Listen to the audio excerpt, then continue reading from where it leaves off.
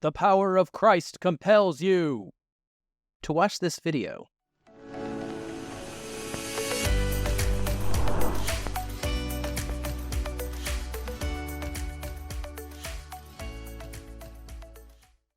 Welcome everyone to FF Plus. This is your outlet for reviews that are simple, short, and spoiler-free. And I am your host, Aaron White. This time around, I've got a horror movie to talk about. Something that I don't actually do a whole lot on this show because it's not a genre that I am particularly in love with. I do, however, really gravitate towards supernatural-themed horror stories, probably because of my own Christian upbringing, and I do hold the original Exorcist film in extremely high regard. I think it is an all-time classic and one of the 10 best horror movies ever made. So, is this sequel necessary? Probably not, but is it worthy of existing and carrying on the legacy of the name The Exorcist? Maybe so. The movie is The Exorcist Believer from Universal Pictures. It stars Ellen Burstyn, Leslie Odom Jr., Ann Dowd, Jennifer Nettles, Norbert Leo Butz, Lydia Jewett, and Olivia Markham. It is directed by David Gordon Green, and it is written by Peter Sattler, David Gordon Green, Scott Teems, and Danny McBride, and based on characters by William Peter Blatty. Cinematography is by Michael Simmons. It is edited by Tim Alverson, and music is by David Wingo and Aman Abbas. It runs 111 minutes and is rated R for some violent content, disturbing images, language, and sexual references. What's it about? The parents of demonically possessed girls, desperate for help, search for someone who has had similar experiences, Chris MacNeil. Now, I thought that the first act of this film is actually pretty strong. It opens up in Haiti with Leslie Odom Jr.'s character vacationing or on some sort of excursion with his wife. He's a photographer. Some things go wrong during this outing, and there is a trauma that occurs that will end up following him for the rest of his life, and also being something that is inescapable for his daughter and a major driving force for what ends up causing her to be possessed in the first place. I really enjoyed the way this opening took place. It gave me a lot of similar vibes to how the original film opens in Iraq. It's not an exact one-for-one similarity in what happens, but I was thinking about that film and thus wondering if what was going to happen here was going to be connected to the possession in some way that was comparable, and sure enough it is. I appreciated the way that the film starts. From there, when we get to the present day, it's not too long before the two girls in this film go missing, and I think that David Gordon Green handled this really well. This captures the horror of the feeling that parents have if their kids are missing and they don't know what has happened. They have no reason to suspect something to have gone wrong. They're just gone. And I really felt that as a parent myself in this. It's something that we've seen done very well in like Denis Villeneuve's film Prisoners. And then as the film will do several times throughout, it shows us that fear and how different kinds of parents and families process it based on their relationships with their children. And then after that, we even get to see the families really struggling to deal with the aftermath of the possession of their two girls. They don't really necessarily know they're possessed at this point, but once they've been returned, they're having to deal with this unexplainable behavior of them acting wild and their bodies being torn up and them being unable to remember anything specific. All of that was keeping me on edge and really kind of getting underneath my skin and making me as a parent feel for them in a really strong way. The movie is mostly centered on Odom Jr. and his daughter, not quite so much on the other family. The two families have different set of beliefs. Leslie Odom Jr. is a skeptic, and the other girl's family are devout Christians. We're not sure exactly what denomination, but it's definitely not Catholic. And Odom Jr. is the one who ends up really driving the story forward, he is seeking out ways to help the girls, and he is the first one that is of the mindset that something has to be done to help them beyond just committing them to a psych ward. I think that the unique twist of having two girls instead of one may be written off by some viewers, but for me, it really worked. I liked the fact that it wasn't just one.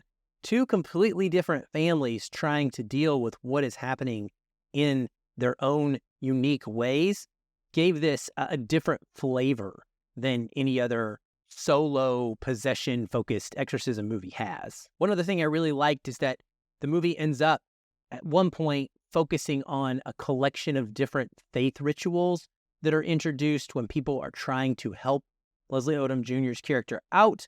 They're trying to find anything they can do to assist him and help push through that skepticism to where he will believe that his daughter has had something supernatural happen to him and deal with it accordingly. And I like how the movie is able to integrate those together. It kind of reminded me, honestly, of the bumper sticker Coexist, of it's like all these different things coming together to try different methods.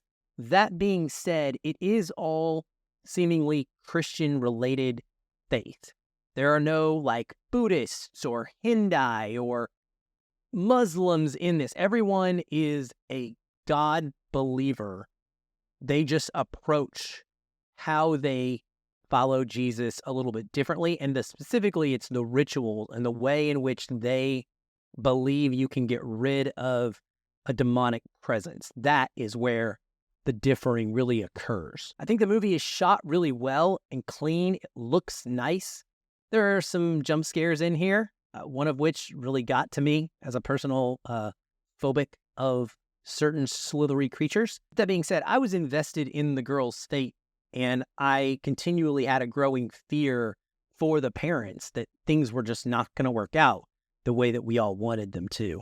And one thing I didn't really care for, and I just can't seem to find a way to defend, is the return of Ellen Burstyn. That's not her fault. It's just David Gordon Green being David Gordon Green. When he revives these horror franchises, he feels he's got to bring a connection. And this is just a way of the world in cinema these days. It's everything's got to have that nostalgic hook. Her appearing here is about 10 minutes of connecting this to the first film in a completely non-meaningful way. It doesn't matter. For this movie, it doesn't have any matter whatsoever. And because of that, it was really frustrating because Ellen Burstyn shows up. She's still a wonderful actress, and she does a fantastic job of performing what she's given to perform, but it's just wasted and not of any real value. And so it's like you could have cut out these 10 to 15 minutes of the movie, and it would have been tighter and just as effective. It wouldn't have been any less strong because of that. And I laughed when I was reading the synopsis just now earlier because the film is billed specifically as this search to get Chris MacNeil to help them with an exorcism. That's not quite how it goes down. And I think that that's overselling her presence and her involvement in this particular story. I just wish we could get away from that and get back to just making original stories. Even if they're a sequel like this is, it doesn't have to tie back to the original, or it needs to tie very directly. It needs to have a purpose for continuing on what was taking place in that and do something really interesting and meaningful with it. And that just another one of those things happen here. So, like I said, it's a waste. The exorcism itself held my attention, even though nothing special really happens. It is highly suspenseful. It's got a little bit of kind of, questionable CGI to it. But for the most part, I was definitely on edge. Again, wondering what was going to happen to the two girls and to everybody that was surrounding them. Because I won't be specific, but it's not performed by just a singular Catholic priest like some of the ones we've seen in past films. There are definitely several things that happen that are callbacks to the original movie. And I do think that the two girls give wonderful performances.